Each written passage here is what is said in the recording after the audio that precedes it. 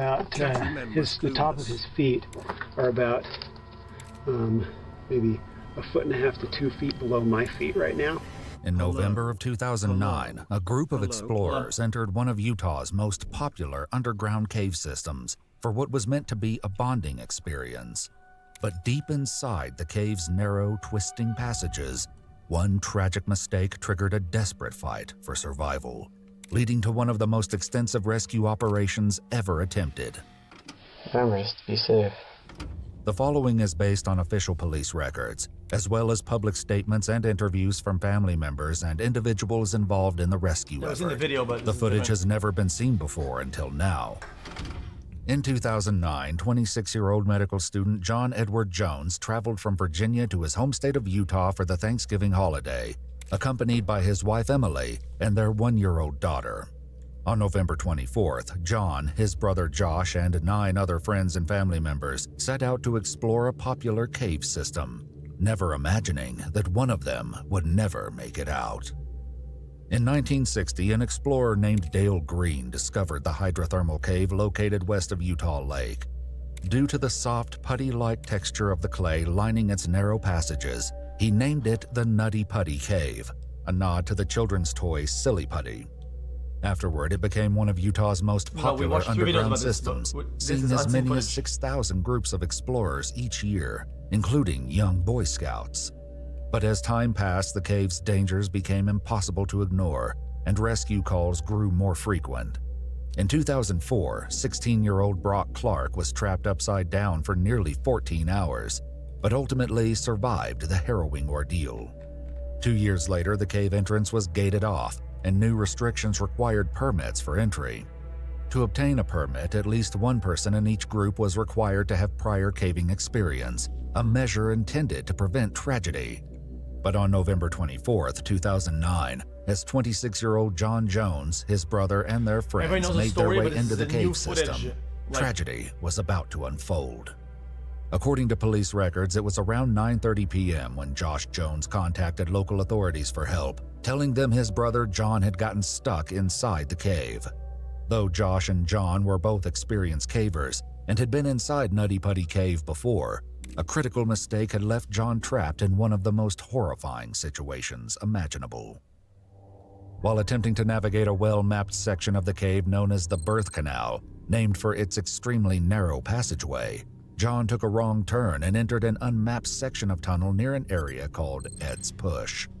Chap, if people know this is a terrible spot, why don't they put like spray paint like on that turn and put it in red, like this is dog shit, don't go there? John likely believed that if he kept moving forward, like he would eventually have enough room to turn around. It as bad. When he reached a small opening, John crawled headfirst into the sloped passage, not realizing it was a dead end.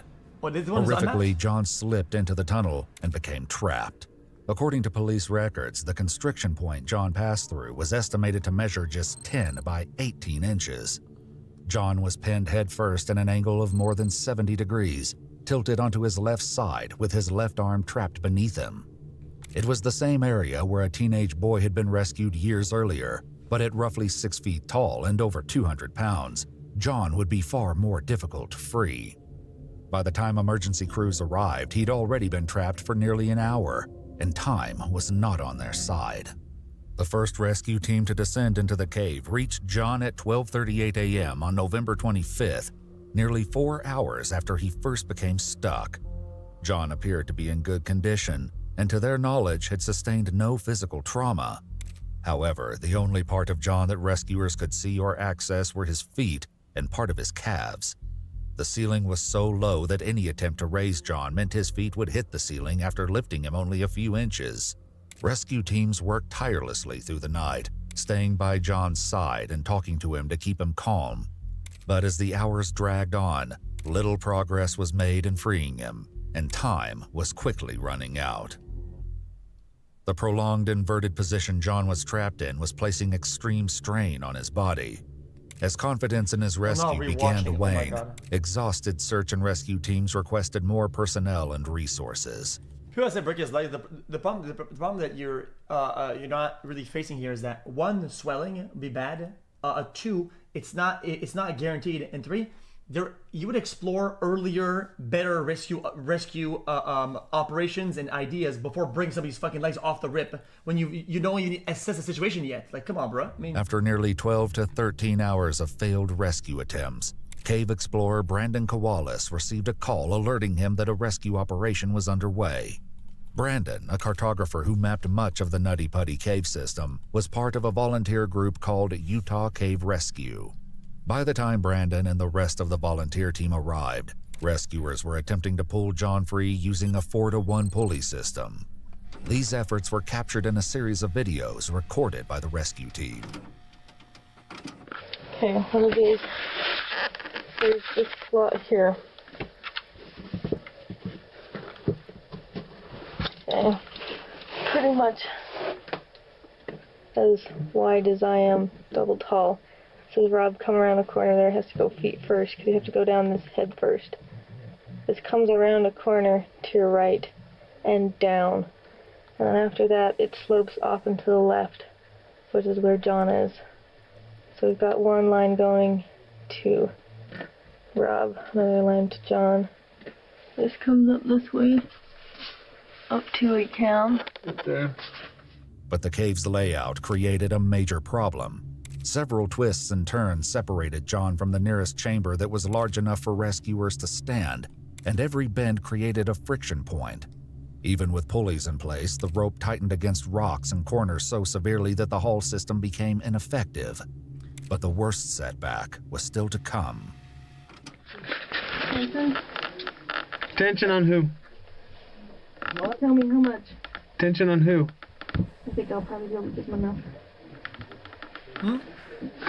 So it goes from that anchor where Susie is, How much more, Rob? down, and then up again. Okay. Which I'll attempt to shimmy myself down.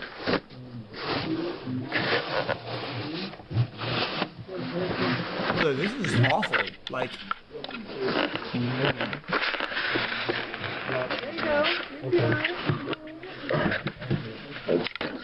Turn it around one more time.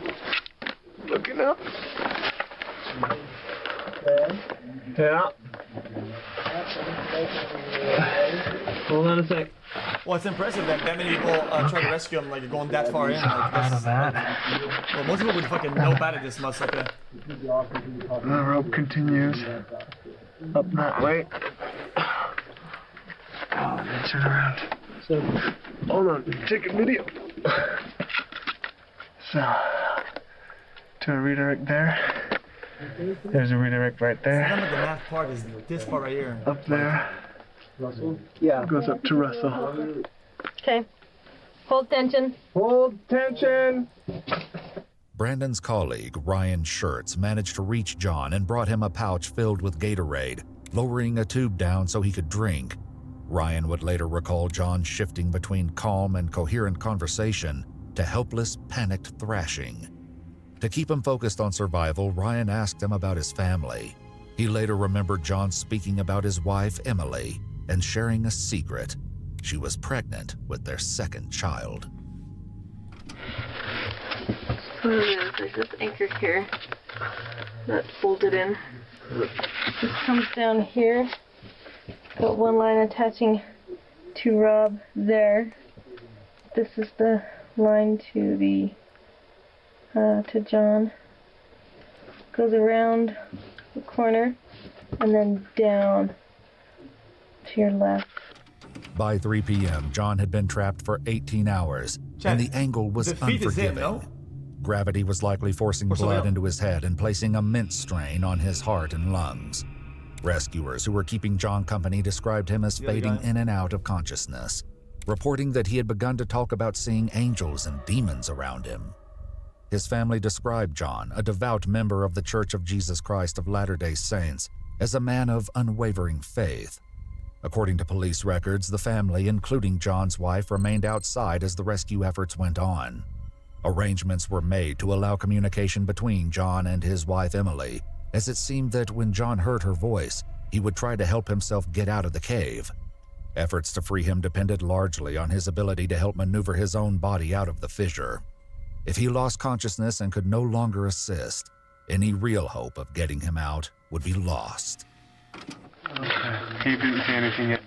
You want to take your light and explain the system, how it keeps going? Yeah? Tension on Rob. More tension on Rob. Well, also, be upside down. All the physiological Yeah, we need both. An anchor here. things that are happening make for it harder redirect. to be rescued. I mean, You don't want. Well, you need a Prussic, is that right? I do, and the 4-to-1 system right above me, right here. Oh, I'm sorry. Got a 3-to-1 system for hauling. We got beaters Gone with out. that system. And we're going to rig another system for hauling Rob out. You can actually, stay high, stay high. I've got Brian up there attached through this? taking care of things I on wonder Rob's what you would line. even There do, or here? even from hindsight. Right there, I guess, is what we're Like, Have enough pulleys to It can go with a 5-to-1 too, but from rubbing The other Prussic? on the rock. At 4 p.m., after almost 19 hours trapped Oh my in the God. crevice, rescue team oh no, go, bro. I mean, rescue-wise, I mean now that if you were to replay the scenario, but you have all the components at hour 0, okay, could have there been a possible solution to get it out? reported that John had been moved a couple of feet with the aid of the 4-to-1 rope system. Finally, Ryan was able to see through a crack and give John eye contact with another human for the first time in nearly a full day. But without warning, the equipment catastrophically failed. 2 cords tied around a rock formation suddenly snapped, sending a steel carabiner flying loose and striking rescuer Ryan Schertz in the face, Whoa. temporarily knocking him unconscious. What?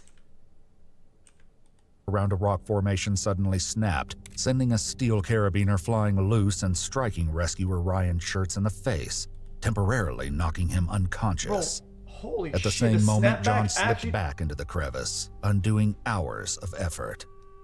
Due to Ryan's injury, he was forced to leave the cave, though rescue attempts continued on. Eventually, Brandon Kowalis headed down to make contact with John. bypass machine. Installing Okay, that in the recording cave then? again. Brandon going down through another one of the holes. This is one of the wider spots. If you want to turn to still shots, you can take still shots too. I figure we'll take some still shots of the patient. You can take stills on the way out. I'll take some still shots of him. What's a still shot? Yeah, it's so dark. A picture? As you notice, crack goes down.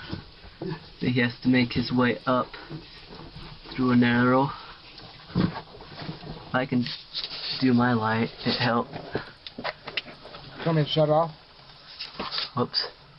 I just gotta get it aimed so it doesn't aim at the camera, it aims above it.